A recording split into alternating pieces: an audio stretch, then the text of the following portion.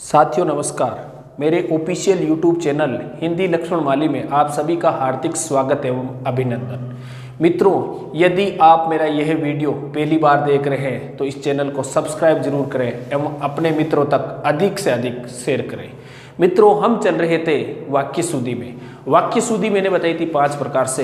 पहली बताई थी पद क्रम संबंधी अशुद्धि, और दूसरा प्रकार बताया था शब्द दोहरान संबंधी अशुद्धियाँ, और तीसरा प्रकार मैंने बताया था अनुचित शब्द प्रयोग संबंधी अशुद्धियाँ, और चौथा प्रकार बताया था विरोधाभासी शब्द प्रयोग संबंधी अशुद्धियाँ, और पांचवा प्रकार बताया था व्याकरण संबंधी अशुद्धियाँ। तो मित्रों, आज की क्लास शुरू करते हैं व्याकरण संबंधी अशुद्धियों से।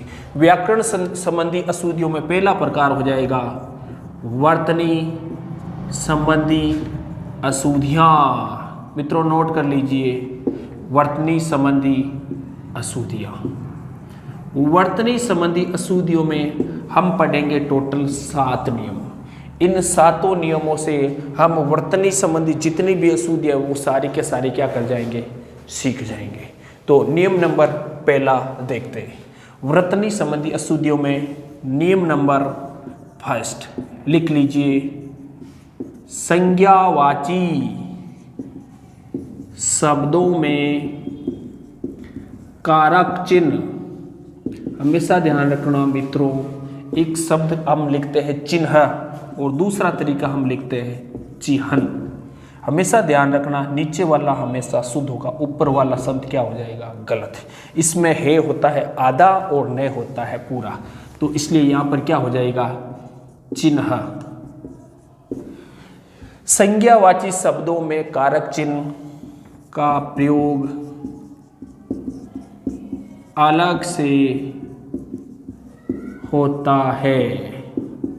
मित्रों, इसको देखते हैं उदाहरण की सहायता से। जैसे हम लिखते हैं सेवा में, और दूसरा तरीका लिख दिया सेवा में। अब आप मुझे बताइए, ऊपर वाला राइट है कि नीचे वाला? सबको पता है ऊपर वाला राइट है, नीचे वाला क्या हो जाएगा, गलत। जैसे मैं लिखता हूं राम ने घोड़ा खरीदा, एक तो तरीका हो गया राम ने, और दूसरा तरीका हो गया राम ने। अब देखो, ये तो हो जाएगा गलत और ये क्या हो जाएगा, राइट। मैंने हेडिंग में क्या लिखवाया है, संज्ञावाची शब्दों में राम एक संज्ञा है, सेवा भी क्या है, एक संज्ञा। संज्ञावाची शब्दों में कारक चिन्ह का प्रयोग अलग से होता है। यह में और ने कारक चिन्ह है। क्या है, कारक। कारक होते 8 प्रकार के, आपने पढ़ा ही होगा, कर्ता ने कर्म को कर्ण से ये सारे के सारे। अब देखो, सेवा और राम हो गया संज्ञा, और कारक चिन्ह कौन से हो गए, ने और में। ये हमेशा साथ नहीं आते हैं, हमेशा अलग अलग आएंगे। नियम में भी मैंने लिखवाया अलग से होता है, तो शुद्ध क्या हो जाएगा यहाँ पर, राम ने, और इधर भी क्या हो जाएगा, सेवा में। अब चलते हैं नियम नंबर 2। अब पढ़ते हैं नियम नंबर 2। नोट कर लीजिए मित्रों, वर्तनी संबंधी अशुद्धियों में नियम नंबर 2 लिखिए, सर्वनामवाची शब्दों में कारक चिन्ह का प्रयोग हमेशा साथ में होता है। मित्रों, ये नियम नंबर 1 का उल्टा हो जाएगा। उसमें हमने पढ़ा था संज्ञावाची शब्दों में कारक चिन्हों का प्रयोग अलग से होता है, और सर्वनामवाची शब्दों में कारक चिन्हों का प्रयोग हमेशा साथ में होता है। जैसे मैंने लिखा मित्रों मैंने, और दूसरा तरीका मैंने क्या लिख दिया, मैंने। अब आप बताइए मुझे, राइट कौन सा, ऊपर वाला या नीचे वाला? हमेशा राइट कौन सा हो जाएगा, नीचे वाला। ये हो जाएगा गलत। अब देखिए नियम को, सर्वनामवाची शब्दों, सर्वनामवाची शब्द कौन से होते हैं? सर्वनाम की परिभाषा होती है संज्ञा के स्थान पर प्रयुक्त होने वाले शब्दों को क्या कहते हैं, सर्वनाम। ये में हो गया सर्वनाम, और इधर ने क्या हो गया, कारक विभक्ति। अब नियम पढ़िए, सर्वनामवाची शब्दों में कारक चिन्हों का प्रयोग हमेशा साथ में होगा। मतलब इस सर्वनाम के साथ में क्या जुड़ा हुआ हो जाएगा, कारक। शब्द लिखूं मैं जैसे मुझ पर, तो ये हो जाएगा गलत, शुद्ध क्या हो जाएगा, मुझ पर।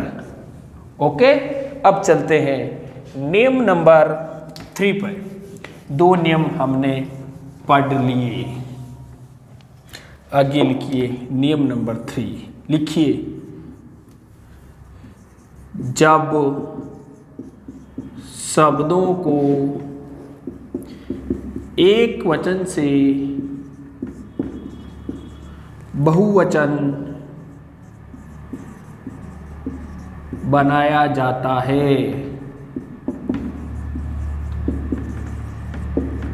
तब मात्रा बड़ी से छोटी में बदल जाती है।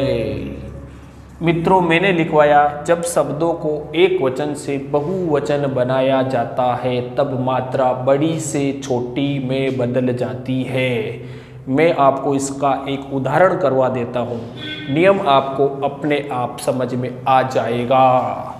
जैसे शब्द लिखा मैंने लड़की, कौन सा शब्द लिखा, लड़की।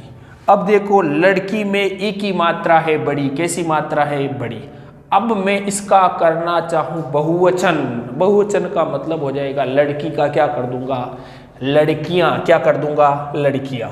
अब देखो लड़की का लड़कियां करेंगे तब ये ई की मात्रा बड़ी है जो किस में बदल जाएगी, छोटी में। तो शुद्ध शब्द हो जाएगा लड़कियां, क्या हो जाएगा, लड़कियां। अब देखिए नियम, जब शब्दों को एक वचन से बहुवचन बनाया जाता है, एक शब्द है लड़की, इसका बहुवचन क्या बनाएंगे, लड़कियां, तब मात्रा बड़ी से छोटी में बदल जाती है।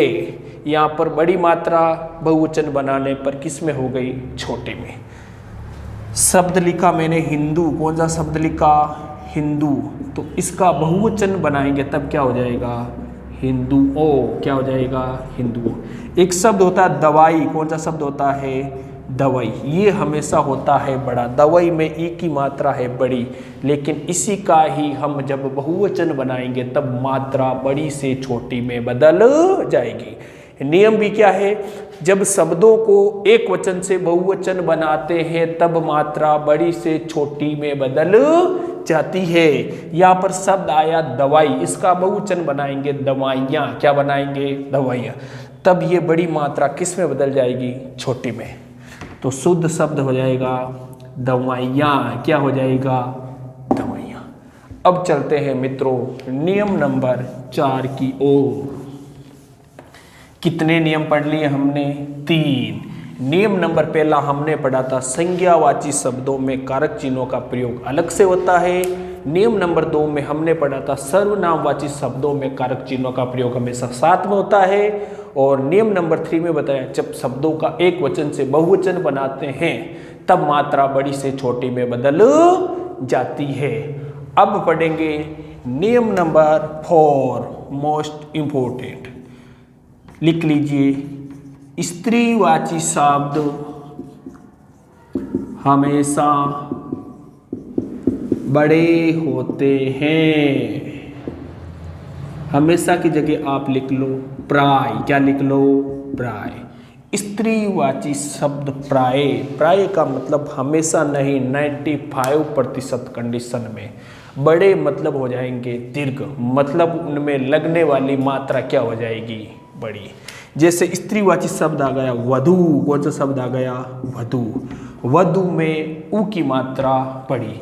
नियम क्या लिखवाया मैंने, स्त्रीवाची शब्द प्राय बड़े या दीर्घ होते हैं। शब्द आया स्त्री, ये भी है स्त्रीवाची, तो इसमें भी ई की मात्रा बड़ी। शब्द लिखूं मैं वधू, कौन सा शब्द लिखूं, वधू। वधू में भी ऊ की मात्रा बड़ी क्योंकि यह स्त्रीवाची शब्द है। शब्द लिखूं मैं बेटी, कौन सा शब्द लिखूं, बेटी। बेटी में भी ई की मात्रा बड़ी। शब्द लिखूं मैं चाची, कौन सा शब्द लिखूं? चाची। चाची में भी ई की मात्रा बड़ी। शब्द आया सुश्री, कौन सा शब्द आया? सुश्री, इसमें भी ई की मात्रा बड़ी। शब्द आ जाएगा श्रीमती, शब्द आ गया पत्नी। इन सारे शब्दों में ई की मात्रा क्या हो जाएगी? बड़ी, क्योंकि नियम क्या है? स्त्रीवाचक शब्द प्राय कैसे होते हैं? बड़े।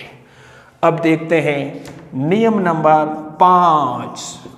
नियम नंबर 5 हमेशा नियम नंबर 4 का हो जाएगा उल्टा। क्या हो जाएगा? उल्टा। रूल हो जाएगा पुरुषवाची शब्द हमेशा, हमेशा की जगह हम काम ले लेंगे प्राय। क्या ले लेंगे? प्राय। प्राय का मतलब 90-95% कंडीशन में पुरुषवाची शब्द प्राय छोटे होते हैं।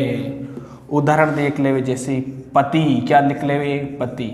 पति में ई की मात्रा बड़ी और पत्नी में, पति में ई की मात्रा छोटी और पत्नी में ई की मात्रा बड़ी।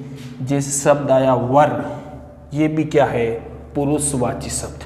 तो चौथा नियम हमने पढ़ा था स्त्रीवाची शब्द हमेशा दीर्घ होते हैं, और नियम नंबर 5 पढ़ा था पुरुषवाची शब्द प्राय क्या होते हैं? छोटे। अब है नियम नंबर 6, लिख लीजिए। जिस वर्ण पर अनुस्वार लगता है तो उस अनुस्वार का उच्चारण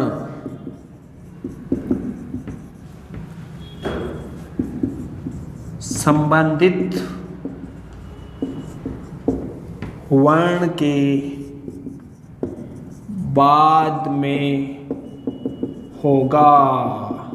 मित्रों, मैंने लिखवाया है जिस वर्ण पर अनुस्वार लगता है तो उस अनुस्वार का उच्चारण संबंधित वर्ण के बाद में होगा। जैसे मैं आपको एक उदाहरण लिखा हूं, आतंक। कौन सा शब्द लिखवाया? आतंक। इस ऊपर वाली बिंदी को हमेशा बोलते हैं अनुस्वार। क्या बोलते हैं? अनुस्वार। जब किसी वर्ण के ऊपर बिंदी लग जाए उसे बोलते हैं अनुस्वार, और जब किसी वर्ण के नीचे बिंदी लग जाए तो उसे बोलते हैं नुक्ता। क्या कहते हैं? नुक्ता। जैसे एक शब्द आता है राज, कौन सा शब्द आता है? राज, और एक दूसरा शब्द आता है राज। मित्रों, इसमें किसी भी प्रकार का नुक्ता नहीं लगा हुआ है, और इस शब्द में क्या लगा हुआ है? नुक्ता। मतलब बिंदी किसी वर्ण के नीचे आ गई तो इसे हमेशा बोलेंगे नुक्ता। क्या कहेंगे? नुक्ता। और जब बिंदी किसी अक्षर के ऊपर आ जाए तो उसे बोलते हैं हमेशा अनुस्वार। इस राज का मतलब होता है शासन। क्या मतलब होता है? शासन। हम बोलते हैं अभी मोदी का राज है, तो इस राज का भी मतलब क्या? इस राज का मतलब क्या हो जाएगा? शासन। और इस राज नुक्ता वाले का मतलब हो जाएगा रहस्य। क्या मतलब हो जाएगा? रहस्य। हम बोलते हैं आपकी इस सफलता का राज क्या है, तो उस राज का मतलब होता है रहस्य। इस राज को यदि हम इंग्लिश में लिखेंगे तो हो जाएगा RAJ, और दूसरे वाले राज रहस्य वाले को इंग्लिश में लिखेंगे तो हो जाएगा RAZ। तो मित्रों, जब वर्ण के ऊपर अनुस्वार बिंदी लगे तो उसे क्या कहते हैं? अनुस्वार। अब देखिए शब्द लिखा मैंने आतंक। कौन सा शब्द लिखा? आतंक। अब देखो इसने इस बिंदी का उच्चारण ते के पहले होगा या बाद में? मैंने लिखा है जिस वर्ण के ऊपर अनुस्वार लगता है उसके बाद में होगा। मतलब इस बिंदी का उच्चारण इस ते के बाद में हो जाएगा। तो हम बोलने में कैसे बोलेंगे? आतंक। कैसे बोलेंगे? आ ते, फिर आधा ने, उसके बाद क्या हो जाएगा?